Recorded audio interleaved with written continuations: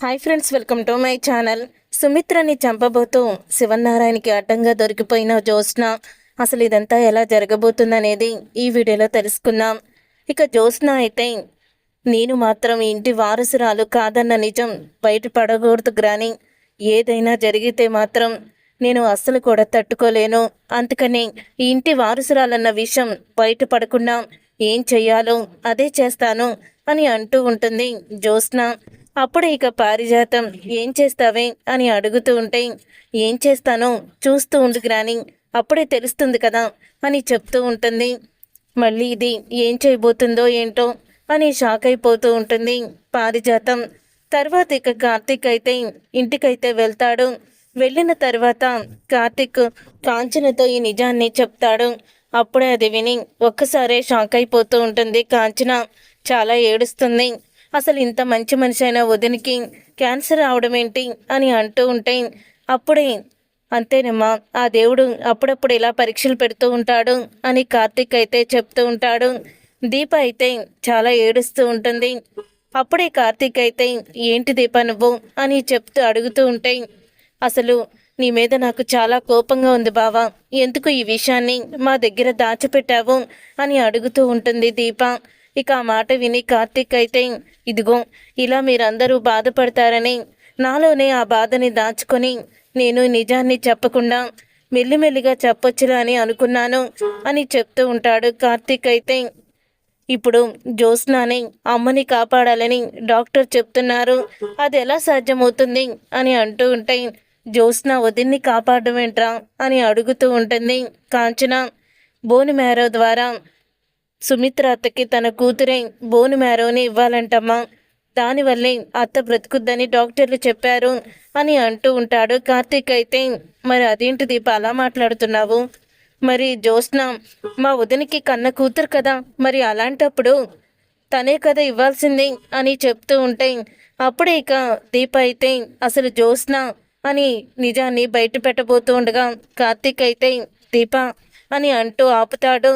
ఇదేంటి, నేను అత్తకి ఇలా నిజం చెప్పేబోతున్నాను, బావ ఆపకపోతే నిజాన్ని బయట పెట్టేసేవాణ్ణి అని అనుకుంటూ ఉంటుంది దీప అయితే. తర్వాత ఏం లేదులేమ్మా, దీప పాపం అత్తకి బాగోలేదని అలా మాట్లాడుతుంది, నువ్వు ఏమీ కంగారు పడుకో, అత్త ఖచ్చితంగా బ్రతుకుతుంది అని అంటూ ఉంటాడు కార్తీక్ అయితే. తర్వాత దీప గదిలోకి వెళ్ళి ఏడుస్తూ ఉంటే, ఏంటి దీప నువ్వు, ఎందుకు నువ్వు నిజాన్ని బయట పెట్టేయాలనుకున్నావు అని అడుగుతూ ఉంటాడు.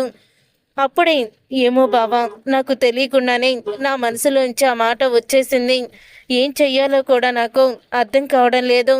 అసలు జ్యోత్స్న మా అమ్మకి కూతురే కాదు, నేను కదా బోను మ్యారోని ఇవ్వాల్సింది, జ్యోత్స్న ఎలా ఇస్తుంది, ఇప్పుడు కన్నా నిజాన్ని బయట పెట్టాలి బావా అని అడుగుతూ ఉంటుంది. సుమిత్రని ఎలాగైనా అమ్మని కాపాడుకోవాలి అని చెప్తూ ఉంటుంది దీప. అప్పుడే కార్తీక్ అయితే జ్యోత్స్న అసలు కూతురు కాదని, అసలు వారసురాలు కాదని నిజం ఈ విధంగా బయటపడబోతుంది, నువ్వేమీ కంగారు పడవుకో, ఏదో ఒక రూపంలో జ్యోత్స్న బయటికి వస్తుంది అని అంటూ ఉంటాడు కార్తీక్ అయితే. తర్వాత జ్యోత్స్న బయటికి వెళ్ళి ఇంటికైతే వస్తుంది. అప్పుడే ఇక దశరథ అయితే, రేపే మీ అమ్మని హాస్పిటల్లో జాయిన్ చేస్తున్నాము కాబట్టి నువ్వు రేపే బోను మ్యారోని ఇవ్వాలమ్మా, దానికి రెడీగా ఉండు అని అంటూ ఉంటాడు దశరథ. సరే డాడీ, అమ్మని నేను కాపాడుతాను కదా, నువ్వు కంగారు పడుకో, నేనున్నాను కదా, నేను చూసుకుంటాను అని జ్యోత్స్న అయితే అంటూ ఉంటుంది. అప్పుడే శివనారాయణ అయితే, కన్న తల్లి రుణం తీర్చుకునే అవకాశం నీకొచ్చింది జ్యోత్స్న, నిజంగా ఈరోజు మనకి అవకాశం ఆ భగవంతుడే ఇచ్చాడు అని చెప్తూ ఉంటే, ఇంతలో ఇక సుమిత్ర అయితే, అసలు మీరేం మాట్లాడుకుంటున్నారు, నాకేమైంది, మీ మాటల ద్వారా నాకేదో అయ్యిందని నాకు అర్థమవుతుంది అని అంటూ ఉంటుంది సుమిత్ర. ఇంతలో కార్తీక్ అయితే వస్తాడు. ఏం లేదత్తా, నీకు చిన్న ఆపరేషన్ చేయాలని డాక్టర్లు అన్నారు, జ్యోత్స్నానే బ్లడ్ ఇవ్వాలంట, అంతే అని చెప్తూ ఉంటాడు కార్తీక్. ఆపరేషనా, అసలు నాకేమైందిరా, ఏదో నీరసంగా ఉంది, కళ్ళు తిరిగి పడిపోతున్నాను, దానికి ఆపరేషన్ ఏంటి అని అంటూ ఉంటుంది సుమిత్ర. డాక్టర్లు చెప్పారత్తా, మా కోసం తప్పదు అని అంటూ ఉంటాడు కార్తీక్. అవును సుమిత్ర, మా కోసం తప్పదు అని అంటూ ఉంటాడు దశరథ్ కూడా. సరే, చిన్న ఆపరేషనే అంటున్నారు కదా, మీకోసం చేయించుకుంటాను, ఎప్పుడు జాయిన్ అవ్వాలి హాస్పిటల్లో అని అంటూ ఉంటుంది. సుమిత్ర అయితే రేపే అని చెప్పగానే సరే రేపే వెళ్దాము అని చెప్తూ ఉంటుంది. ఇక అందరూ కూడా సుమిత్ర హాస్పిటల్కి రావడానికి ఒప్పుకోవడంతో చాలా ఆనందపడుతూ ఉంటారు. తర్వాత ఇక హాస్పిటల్కి అయితే వెళ్తారు. వెళ్ళిన తర్వాత ఇక జ్యోత్స్న అయితే చాలా టెన్షన్ పడుతూ ఉంటుంది. అప్పుడు ఇక పారిజాతం, ఏం చేయబోతున్నావే నువ్వు, నాకెందుకో భయంగా ఉంది, నువ్వేదో చెయ్యకూడని తప్పే చేస్తున్నావు అని అంటూ ఉంటే, అవును నేను చెయ్యకూడని తప్పే చేస్తున్నాను, మన గుట్టు బయటపడకుండా ఉండాలంటే ఈ తప్పు చేయక తప్పదు గ్రాని అని అంటూ ఉంటుంది జ్యోత్స్న. ఇక జ్యోత్స్న అన్న మాటలకి అప్పుడే పారిజాతం, నాకెందుకో ఇది ఏదో చెయ్యబోతుంది, మనం అడ్డంగా ఇరుక్కునేలాగే కనిపిస్తున్నాము అని అనుకుంటూ ఉంటుంది పారిజాతం. తర్వాత ఇక డాక్టర్ అయితే మీకు టెస్టులన్నీ చెయ్యాలి అని టెస్టులన్నీ కూడా జ్యోత్స్నకి చేస్తామని చెప్పారు. అప్పుడే మా మమ్మీకి చేయవలసిన టెస్టులు అన్నీ చేశారు కదా అని అడుగుతూ ఉంటుంది జ్యోత్స్న. చేసాం జ్యోత్స్న, తర్వాత నీకే చెయ్యాలి, మీ మమ్మీకి ఒక మత్తు ఇంజెక్షన్ ఇచ్చాము, తను ఇప్పుడు మత్తులో ఉంది, కొంచెం సేపటికి స్పృహలోకి వస్తుంది అని డాక్టర్ చెప్తూ ఉంటే, అప్పుడే జ్యోత్స్న ఇదే మంచి సమయం అనుకొని సరే నేను టెస్టులకి వస్తాను, ఒకసారి మా మమ్మీ దగ్గరికి వెళ్ళొస్తాను అని జ్యోత్స్న అయితే సుమిత్ర దగ్గరికి వెళ్తుంది. అప్పటికే సుమిత్ర దగ్గర నర్సు మాత్రమే ఉంటుంది. నర్సు ఉండడంతో అప్పుడే జ్యోత్స్న సుమిత్ర దగ్గరికి వెళ్ళి, మా మమ్మీ దగ్గర నేను ఉంటాను, మీరు బయటికి వెళ్ళండి అని నర్సుతో చెప్తుంది. మేడం మీకు కూడా ఏవో టెస్టులు చేయాలన్నారు అని అంటూ ఉంటే, నా టెస్టులు నేను చేయించుకుంటాను, మీరు వెళ్ళండి అని చెప్తూ ఉంటుంది జ్యోత్స్న. తర్వాత నర్సు అయితే బయటికి వచ్చేస్తుంది.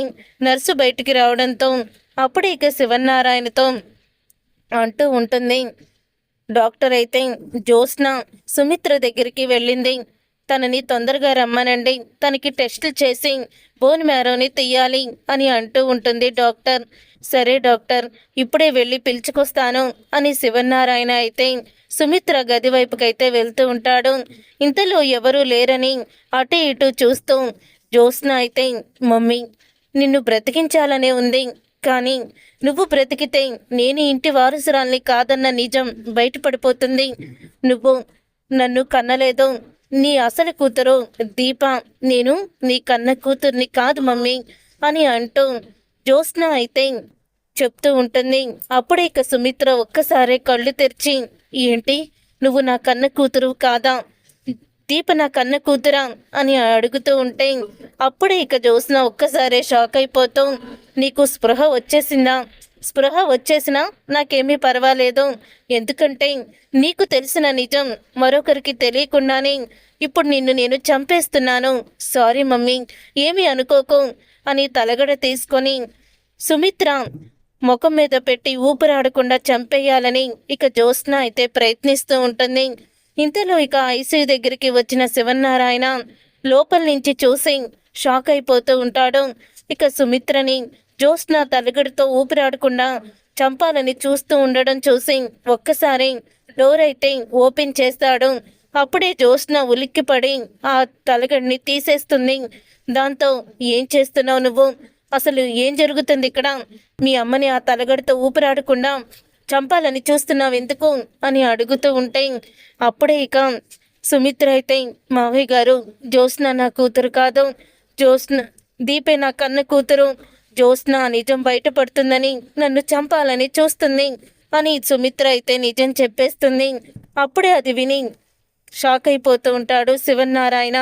తాతకు కూడా ఈ నిజం తెలిసిపోయింది, వీళ్ళిద్దరిని ఇక్కడే లేపేస్తాను అని పక్కనే ఉన్న ఒక కత్తెర్ని తీసుకొని శివనారాయణని కూడా చంపబోతూ ఉండగా ఇంతలో అందరూ కూడా వచ్చేస్తారు. అప్పుడే ఇక రే జ్యోత్స్న మామూలు అర్థం కాదు, ఇది ఎంత దుర్మార్గురాలంటే సుమిత్రని నన్ను చంపాలని చూసింది, ఇది మన ఇంటి వారసురాలు కాదు అని శివనారాయణ అందరితో చెప్పేస్తాడు. చూసారుగా ఫ్రెండ్స్, రాబోయే కథలో ఖచ్చితంగా ఇలాగే జరగబోతుంది. మరి ఇలాగే జరగాలని మీరైతే కోరుకుంటున్నారా? అయితే వీడియోని తప్పకుండా లైక్ చేసి మా ఛానల్ని సబ్స్క్రైబ్ చేసుకొని పక్కనే ఉన్న గంట సింబల్పై ఆలని క్లిక్ చేయండి. అప్పుడే మేము పెట్టే ప్రతి వీడియో మీరు మిస్ కాకుండా